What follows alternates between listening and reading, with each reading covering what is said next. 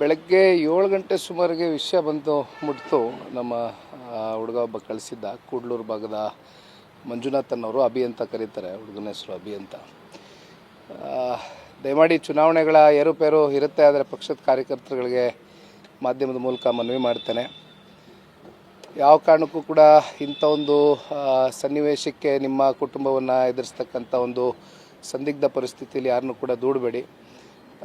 ದಯಮಾಡಿ ನಿಮ್ಮ ಈ ಒಂದು ಪ್ರೀತಿ ವಿಶ್ವಾಸಕ್ಕೆ ನಾವೆಲ್ಲರೂ ಋಣಿಯಾಗಿರ್ತೇವೆ. ಆದರೆ ಚುನಾವಣೆಗಳಲ್ಲಿ ಗೆಲುವು ಸೋಲು ಅಂತಕ್ಕಂಥದ್ದು ಸಹಜ. ಅದಕ್ಕೆ ಯಾರೂ ಕೂಡ ಧೃತಿಗೆಟ್ಟು ಈ ರೀತಿಯಾದಂಥ ಕೃತ್ಯಗಳಿಗೆ ನಿಮ್ಮನ್ನು ನೀವು ಒಳಪಡಿಸ್ಕೊಳ್ಬೇಡಿ ಅಂತಕ್ಕಂಥದ್ದು ಮನವಿ ಮಾಡ್ತೇನೆ. ದಯಮಾಡಿ ಸರ್, ಯೋಗೇಶ್ವರ್ ಹೇಳ್ತಾರೆ ದೇವೇಗೌಡರು ನಿವೃತ್ತಿ, ಚುನಾವಣಾ ನಿವೃತ್ತಿ, ರಾಜಕೀಯ ನಿವೃತ್ತಿ ಘೋಷಣೆ ಮಾಡೋದು. ಸನ್ಮಾನ್ಯ ದೇವೇಗೌಡರು ಸಾಹೇಬರು ಅಧಿಕಾರಕ್ಕೋಸ್ಕರ ರಾಜಕಾರಣ ಮಾಡ್ತಾ ಇಲ್ಲ. ಅವರ ವಯಸ್ಸು 92 ವರ್ಷ. ಅವರ ಮಾರ್ಗದರ್ಶನ ದೇಶ ಕಟ್ತಕ್ಕಂಥದ್ದಕ್ಕೆ, ನಮ್ಮ ರಾಜ್ಯವನ್ನು ಕಟ್ತಕ್ಕಂಥದ್ದಕ್ಕೆ ಬೇಕು ಅಂತಕ್ಕಂಥದ್ದು ದೇಶದ ಗೌರವಾನ್ವಿತ ಪ್ರಧಾನಮಂತ್ರಿಗಳು ಶ್ರೀ ನರೇಂದ್ರ ಮೋದಿಜಿಯವರು ಅನೇಕ ಸಂದರ್ಭದಲ್ಲಿ ಮಾತನಾಡಿದ್ದಾರೆ. ಹಾಗಾಗಿ ಇಲ್ಲಿ ಯಾವುದೋ ಅಧಿಕಾರದ ದಾಹಕ್ಕೆ, ಅಧಿಕಾರಕ್ಕೆ ಅಂಟ್ಕೊಂಡು ಇವತ್ತು ಸನ್ಮಾನ್ಯ ದೇವೇಗೌಡರು ಸಾಹೇಬರು ರಾಜಕಾರಣವನ್ನು ಮಾಡ್ತಾ ಇಲ್ಲ. ಪ್ರಾಮಾಣಿಕವಾಗಿ ಕಳೆದ 62 ವರ್ಷದ ದೀರ್ಘಕಾಲದ ರಾಜಕಾರಣದ ಬದುಕಲ್ಲಿ ಸನ್ಮಾನ್ಯ ದೇವೇಗೌಡರು ಏನನ್ನೂ ಕೂಡ ಅಪೇಕ್ಷೆಯನ್ನು ಇಟ್ಕೊಳ್ದಿರ ಕೇವಲ 3.5 ವರ್ಷ ಅಷ್ಟೇ ಅವರು ಅಧಿಕಾರಾವಧಿಯನ್ನು ನೋಡಿರ್ತಕ್ಕಂಥದ್ದು 62 ವರ್ಷದಲ್ಲಿ. ಹಾಗಾಗಿ ಅವರು ನಿವೃತ್ತಿಗೊಳ್ಬೇಕಾ ಅಥವಾ ಮುಂದುವರಿಬೇಕಾ ರಾಜಕಾರಣದಲ್ಲಿ ಅಂತಕ್ಕಂಥದ್ದು ರಾಜ್ಯದ 7.5 ಕೋಟಿ ಜನತೆ ತೀರ್ಮಾನ ಮಾಡಿದ್ದಾರೆ. ಎಲ್ಲಿ ಫೇಲ್ಯೂರ್ ಆಯಿತು ಸರ್? ಎಲ್ಲಿ ಅಲ್ಪಸಂಖ್ಯಾತರು ಓಟ್ ಬೀಳಲಿಲ್ವಾ? ಏನಾಯಿತು ಚನ್ನಪಟ್ಟಣ? ನಿಮ್ಮ JDS ಓಟ್ ಬೆಲ್ಟ್ ಬಿತ್ತ ಓಟು ಏನು? ಖಂಡಿತವಾಗ್ಲೂ ನಮ್ಮದಾದಂಥ ಸಾಂಪ್ರದಾಯಿಕ ಮತಗಳು ನಮ್ಮದೇನು ಹಿಂದಿನಿಂದನೂ ನಾನು ಮಾತನಾಡ್ಕೊಂಡು ಬರ್ತಾ ಇದ್ದೆ. ಯಾವುದೇ ಒಬ್ಬ ಸಾಮಾನ್ಯ ಕಾರ್ಯಕರ್ತ ನಿಂತಾಗಲೂ ಕೂಡ 60,000 ಮಿನಿಮಮ್ ನಂಬರ್ ಏನಿತ್ತು 87,000ಕ್ಕೆ ಹೋಗಿ ಮುಟ್ಟಿದೆ ಅದು ಅಂತಕ್ಕಂಥದ್ದಾದರೆ, ನಮ್ಮ ಜನ ಅಂದರೆ ಪಕ್ಷದ ಅಭಿಮಾನಿಗಳು ಅಂತಕ್ಕಂಥದ್ದು ಏನು ಗುರುತಿಸ್ಕೊಂಡಿದ್ದಾರೆ ಅವ್ರು ಯಾರೂ ಕೂಡ ನಮ್ಮ ಕೈಯನ್ನು ಬಿಟ್ಟಿಲ್ಲ.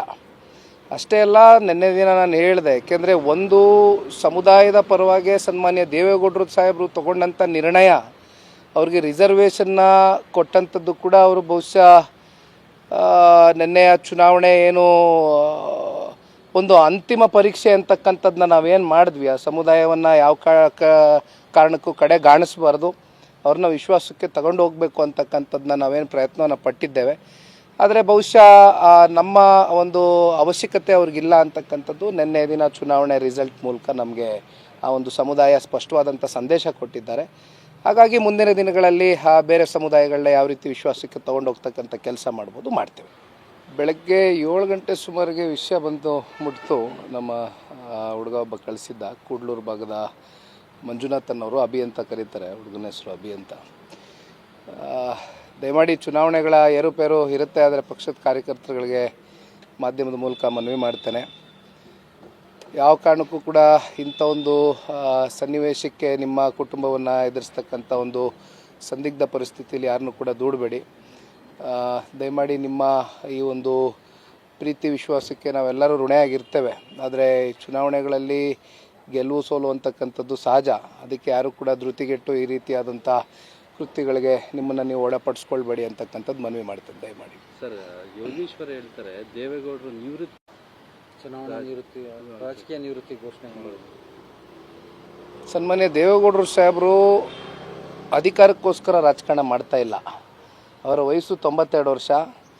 ಅವರ ಮಾರ್ಗದರ್ಶನ ದೇಶ ಕಟ್ತಕ್ಕಂಥದ್ದಕ್ಕೆ, ನಮ್ಮ ರಾಜ್ಯವನ್ನು ಕಟ್ತಕ್ಕಂಥದ್ದಕ್ಕೆ ಬೇಕು ಅಂತಕ್ಕಂಥದ್ದು ದೇಶದ ಗೌರವಾನ್ವಿತ ಪ್ರಧಾನಮಂತ್ರಿಗಳು ಶ್ರೀ ನರೇಂದ್ರ ಮೋದಿಜಿಯವರು ಅನೇಕ ಸಂದರ್ಭದಲ್ಲಿ ಮಾತನಾಡಿದ್ದಾರೆ. ಹಾಗಾಗಿ ಇಲ್ಲಿ ಯಾವುದೋ ಅಧಿಕಾರದ ದಾಹಕ್ಕೆ, ಅಧಿಕಾರಕ್ಕೆ ಅಂಟ್ಕೊಂಡು ಇವತ್ತು ಸನ್ಮಾನ್ಯ ದೇವೇಗೌಡರು ಸಾಹೇಬರು ರಾಜಕಾರಣವನ್ನು ಮಾಡ್ತಾ ಇಲ್ಲ. ಪ್ರಾಮಾಣಿಕವಾಗಿ ಕಳೆದ 62 ವರ್ಷದ ದೀರ್ಘಕಾಲದ ರಾಜಕಾರಣದ ಬದುಕಲ್ಲಿ ಸನ್ಮಾನ್ಯ ದೇವೇಗೌಡರು ಏನನ್ನೂ ಕೂಡ ಅಪೇಕ್ಷೆಯನ್ನು ಇಟ್ಕೊಳ್ದಿರ ಕೇವಲ 3.5 ವರ್ಷ ಅಷ್ಟೇ ಅವರು ಅಧಿಕಾರಾವಧಿಯನ್ನು ನೋಡಿರ್ತಕ್ಕಂಥದ್ದು 62 ವರ್ಷದಲ್ಲಿ. ಹಾಗಾಗಿ ಅವರು ನಿವೃತ್ತಿಗೊಳ್ಬೇಕಾ ಅಥವಾ ಮುಂದುವರಿಬೇಕಾ ರಾಜಕಾರಣದಲ್ಲಿ ಅಂತಕ್ಕಂಥದ್ದು ರಾಜ್ಯದ 7.5 ಕೋಟಿ ಜನತೆ ತೀರ್ಮಾನ ಮಾಡಿದ್ದಾರೆ. ಎಲ್ಲಿ ಫೇಲ್ಯೂರ್ ಆಯಿತು ಸರ್? ಎಲ್ಲಿ ಅಲ್ಪಸಂಖ್ಯಾತರು ಓಟ್ ಬೀಳಲಿಲ್ವಾ? ಏನಾಯಿತು ಚನ್ನಪಟ್ಟಣ? ನಿಮ್ಮ JDS ಓಟ್ ಬೆಲ್ಟ್ ಬಿತ್ತ ಓಟು ಏನು? ಖಂಡಿತವಾಗ್ಲೂ ನಮ್ಮದಾದಂಥ ಸಾಂಪ್ರದಾಯಿಕ ಮತಗಳು ನಮ್ಮದೇನು ಹಿಂದಿನಿಂದನೂ ನಾನು ಮಾತನಾಡ್ಕೊಂಡು ಬರ್ತಾ ಇದ್ದೆ. ಯಾವುದೇ ಒಬ್ಬ ಸಾಮಾನ್ಯ ಕಾರ್ಯಕರ್ತ ನಿಂತಾಗಲೂ ಕೂಡ 60,000 ಮಿನಿಮಮ್ ನಂಬರ್ ಏನಿತ್ತು 87,000ಕ್ಕೆ ಹೋಗಿ ಮುಟ್ಟಿದೆ ಅದು ಅಂತಕ್ಕಂಥದ್ದಾದರೆ ನಮ್ಮ ಜನ ಅಂದರೆ ಪಕ್ಷದ ಅಭಿಮಾನಿಗಳು ಅಂತಕ್ಕಂಥದ್ದು ಏನು ಗುರುತಿಸ್ಕೊಂಡಿದ್ದಾರೆ ಅವ್ರು ಯಾರೂ ಕೂಡ ನಮ್ಮ ಕೈಯನ್ನು ಬಿಟ್ಟಿಲ್ಲ. ಅಷ್ಟೇ ಅಲ್ಲ, ನಿನ್ನೆ ದಿನ ನಾನು ಹೇಳಿದೆ, ಏಕೆಂದರೆ ಒಂದು ಸಮುದಾಯದ ಪರವಾಗಿ ಸನ್ಮಾನ್ಯ ದೇವೇಗೌಡರು ಸಾಹೇಬರು ತಗೊಂಡಂಥ ನಿರ್ಣಯ, ಅವ್ರಿಗೆ ರಿಸರ್ವೇಷನ್ನ ಕೊಟ್ಟಂಥದ್ದು ಕೂಡ ಅವರು ಬಹುಶಃ ನಿನ್ನೆಯ ಚುನಾವಣೆ ಏನು ಒಂದು ಅಂತಿಮ ಪರೀಕ್ಷೆ ಅಂತಕ್ಕಂಥದ್ದನ್ನ ನಾವೇನು ಮಾಡಿದ್ವಿ, ಆ ಸಮುದಾಯವನ್ನು ಯಾವ ಕಾರಣಕ್ಕೂ ಕಡೆಗಾಣಿಸಬಾರ್ದು, ಅವ್ರನ್ನ ವಿಶ್ವಾಸಕ್ಕೆ ತಗೊಂಡು ಹೋಗಬೇಕು ಅಂತಕ್ಕಂಥದ್ದನ್ನ ನಾವೇನು ಪ್ರಯತ್ನವನ್ನು ಪಟ್ಟಿದ್ದೇವೆ. ಆದರೆ ಬಹುಶಃ ನಮ್ಮ ಒಂದು ಅವಶ್ಯಕತೆ ಅವ್ರಿಗಿಲ್ಲ ಅಂತಕ್ಕಂಥದ್ದು ನಿನ್ನೆ ದಿನ ಚುನಾವಣೆ ರಿಸಲ್ಟ್ ಮೂಲಕ ನಮಗೆ ಆ ಒಂದು ಸಮುದಾಯ ಸ್ಪಷ್ಟವಾದಂಥ ಸಂದೇಶ ಕೊಟ್ಟಿದ್ದಾರೆ.